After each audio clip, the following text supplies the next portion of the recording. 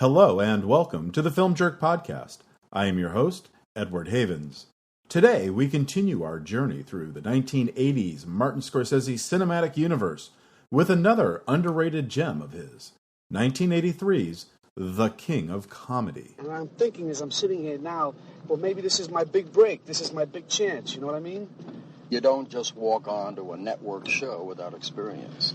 Now, I know it's an old hackneyed expression, but it happens to be the truth. You've got to start at the bottom. I know. That's where I am, at the bottom.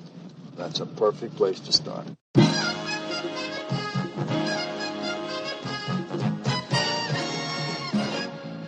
So will you please give your warmest greetings to the newest King of Comedy, Rupert Pupkin. His name is Rupert Pupkin. He lives in a world of make-believe. Oh, Jerry, I love this guy. Always coming up with these great lines. I love him. Nobody can remember his name. Mr. Pipkin. Mr. Pupnik. Mr. Puffer. Rupert. Pupkin, P-U-P-K-I-N. But by 11:30 tonight, the whole world will know that Rupert Pupkin is the new King of Comedy. Robert De Niro, Jerry Lewis, in a Martin Scorsese picture. The King of Comedy. The story of the King of Comedy begins in the early 1970s when Newsweek film critic Paul D. Zimmerman decided to start writing a screenplay about the nature of fame after reading an article in Esquire magazine about a man who was obsessed with then Tonight Show host Johnny Carson. Zimmerman was intrigued by one specific passage in the article, where the man talked about the diary he kept in which he would assess every single Tonight Show episode and how well or poorly he felt Carson did that evening. The story and tone of the screenplay would make a dramatic turn in late 1975, when not one, but two assassination attempts were made against then-President Gerald R. Ford in California, not 17 days apart. But in part thanks to Martin Scorsese's Taxi Driver, released in February 1976, Zimmerman did not pursue a story where the protagonist tries to assassinate the target of his obsession, but stuck with the idea of a desperate man who makes a desperate move to get the fame he's desperate to have. When the screenplay started making the rounds in Los Angeles and New York, one filmmaker was rather taken with the story and would pick up the option on it. In late 1975, Milos Forman was one of the hottest directors on the planet, having just seen his film One Flew Over the Cuckoo's Nest become a smash hit at the box office. A few months later, Cuckoo's Nest would become only the second film in Oscar history to have won the Big Five awards: picture, director, screenplay, lead actor, and lead actress. Forman could make any movie he wanted, and this was the movie he wanted to make. But after a year and a half, Forman would walk away from the film, deciding to make a movie adaptation of the hit Broadway musical Hair instead. Another person who would come across the screenplay was actor Robert De Niro. He had originally read it in 1974, just after finishing production on Francis Ford Coppola's The Godfather Part 2, before winning his first Oscar, or starring in Taxi Driver. De Niro would bring the screenplay to his friend Martin Scorsese as something he thought the two men could work on down the line. Scorsese, who knew Zimmerman socially, liked the screenplay, but as he would tell an interviewer years later, he found it difficult at first to get excited about it. But at this point in their careers, neither Scorsese nor De Niro was in a place where they could start throwing money around to option screenplays they may not ever make. The screenplay would kind of sit in a limbo for a few years after Forman let his option pass, until De Niro and Scorsese started talking about what they might do after they finished their next collaboration, Raging Bull, the subject of our next episode. Scorsese would recall at a special 30th anniversary screening of the movie at the 2013 Tribeca Film Festival that it wouldn't be until he had more hindsight about the problems of fame, both with himself and his friend Robert De Niro, he understood how to make it into a movie. De Niro would buy the rights in early 1979, and in May, Joanne Corelli, an associate producer on The Deer Hunter, would help sell licenses for the movie to nearly 1/3 of all international markets at that year's Cannes Film Festival, without the benefit of a director attached to the movie, simply on De Niro's name itself. With the connection between Corelli and Deer Hunter director Michael Cimino, he briefly considered directing the movie, but he would be too tied up with the post-production on Heaven's Gate to make the commitment. Bob Fosse, the director of Cabaret, Lenny, and All That Jazz, circled the film for a brief moment, but he wanted Andy Kaufman to play the lead role. While Fosse would end up deciding to make the Dorothy Stratton movie Star 80 instead, he would be instrumental in one significant part of the final production, as it was Fosse who would bring Sandra Bernhardt to De Niro's attention as a potential Masha. For the role of talk show host Robert Langford, Fosse considered Sammy Davis Jr., the beloved entertainer who had guest hosted The Tonight Show a few times, but his schedule at that time could not accommodate the shooting of a movie. In the summer of 1980, De Niro would bring Israeli producer and financier Arnon Milchan aboard as producer. The two had met years earlier when they discussed making a movie about Moshe Dayan, the one-time Israeli Minister of Defense, during the country's conflicts with Egypt. That film would not get made, but De Niro and Milchan would become friends, and Milchan happily accepted the actor's offer to help get the film made.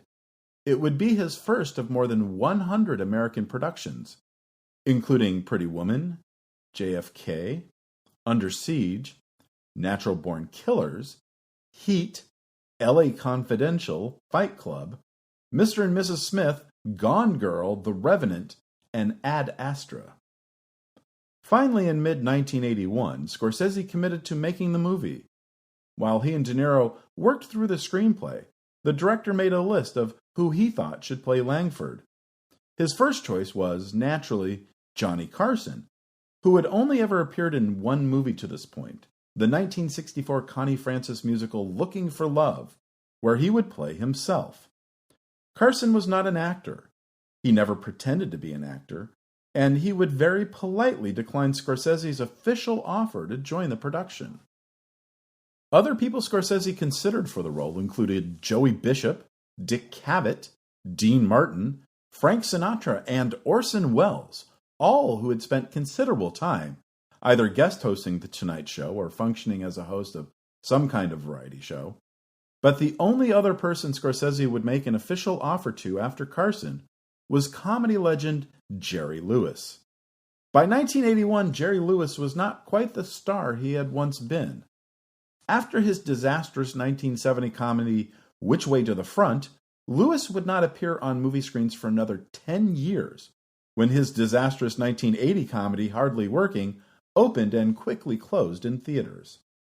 That, of course, does not include the time he spent making the still uncompleted 1972 Holocaust dramedy The Day the Clown Cried. For many young people like myself in the 1970s, Jerry Lewis meant only one thing: the weird host of the annual muscular dystrophy telethons that aired every Labor Day weekend. He would film a movie in 1981, an adaptation of the Kurt Vonnegut novel Slapstick of Another Kind, but that disaster would not get an American theatrical release until 1984. De Niro, however, was not initially excited about working with Lewis. De Niro, as method an actor at the time as they came, wrote a letter to his friend and director expressing his concern that Lewis would not be able to deliver a credible, dramatic performance. Scorsese would counter that Lewis's experience as a Borscht Belt and Catskills comedian and the pathos that lied within his manic comic film persona would help him understand and portray the angst of Langford better. For the role of Masha, Scorsese had someone else in mind besides Sandra Bernhard.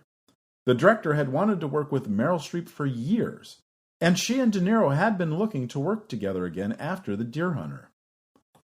Scorsese would offer her the role, but she would turn it down, citing a scheduling conflict with Sophie's Choice. Probably the better choice, all things considered.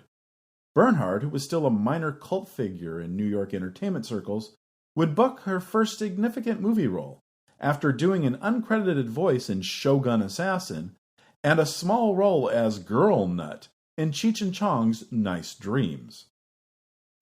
To prepare for his role as Rupert Pupkin, De Niro studied hours of stand-up routines by one of America's funniest comedians, Richard Belzer, as well as a number of episodes of The Tonight Show with Steve Allen. He would also find his signature costume from a Manhattan clothing store that billed itself as the shirt maker to the stars. In the front window on a mannequin, De Niro saw his character. A funky suit covered with multicolored circles, done up with a little red bow tie. The mannequin even had a little mustache like the one De Niro was growing for the movie. To him, it was a sign that he needed to buy the entire ensemble. Meanwhile, Lewis was working on his own character.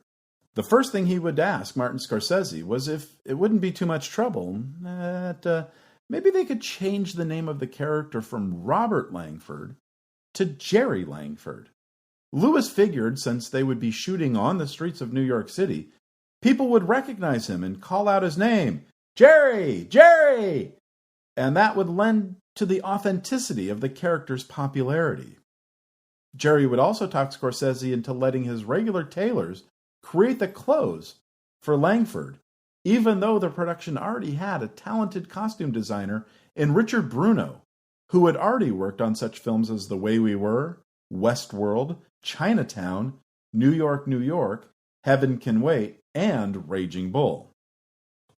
As pre-production continued, the King of Comedy team found themselves unexpectedly needing to rush the clock. Both the Writers Guild and the Directors Guild were threatening to strike if the Producers Guild didn't negotiate a new contract that also included provisions for the then relatively new and rapidly growing home video market. The strike date set by the DGA would fall right in the middle of production, and as Scorsese was a member of the union, he would not be allowed to work, effectively shutting the production down indefinitely until the matter was resolved. The major players in the movie, Scorsese, De Niro, and Milchan, decided to chance it, hoping the matter would be resolved before the strike date, which wasn't a probable outcome. You see, the previous year, a strike by 60,000 members of the Screen Actors Guild over the same issue lasted almost the entire summer, delaying the start of production on many of the fall television shows. Production would begin as scheduled on June 1st, and would last for 2 months uninterrupted, as the Directors Guild was able to come to an agreement with the Producers Guild over payments from the sales of videotapes and laserdiscs before the strike deadline. The Writers Guild, however, would go on strike for 13 weeks, although this would not affect the production all that much. Now, remember how earlier I mentioned that Scorsese was originally hesitant about making the movie because he wasn't all that passionate about it? He still had trouble directing the film because that lingering, "Why am I doing this?" was still in the back of his head. He wanted to just get it done so he could take a break before diving into his next planned project. One he was very passionate about, his adaptation of Nikos Kazantzakis' The Last Temptation of Christ. But he did enjoy working with Jerry Lewis, who was helpful both in front of the camera and, for one scene, behind the camera. Now, if you've never seen The King of Comedy before, go ahead and pause the show now and get yourself onto almost every major streaming service like Amazon or Google Play or Vudu, where you can rent the movie in high def for $3.99 or buy it in HD for $9.99, because I'm about to spoil one of the better scenes in the movie. I'll wait. Okay, so while they're gone, let's talk about that scene on the street, where Jerry gets stopped by a nice-looking woman talking to her nephew on the payphone. Morris, you will not believe who's coming down the hill. Jerry Langford, right? Right. Oh, Morris, please hold on. Jerry, would you please sign my order? Sign my magazine for me. Yeah. You're just wonderful. I've watched you your entire career. You're a joy to the world. Please, Morris, would you just please say something to my nephew Morris on the phone? He's in the hospital. I'm sorry, I'm late. You should only get cancer. I hope you get cancer. Jerry, you see such a person? I can, I'm late. Believe that kind of a person. It's one of the more memorable scenes in the movie, and it was something Jerry came up with. Well, more specifically, it's something that happened to Jerry years earlier. He was just entertaining the crew between takes with stories about his life as an icon. And Scorsese loved this particular story. He thought it would be a great moment in the movie. So Scorsese found a moment in the shooting schedule and asked Lewis if he would be so kind as to set up and effectively direct the scene. The whole scene is about 1.5 minutes long. It has 4 edits, including a stealth one, to get to a better secondary shot, a tracking shot with a camera on a hood of a taxi, and some footage of Lewis walking down the street. In one shot, a group of construction workers taking a break start to call out to him as they applaud, "Jerry! Jerry!" He was right about changing the character's name all along. That was a real thing that happened with the construction workers, completely unplanned, and it helped the movie create a real sense of aura around Langford. And it was all improvised because the writer's strike was still going on.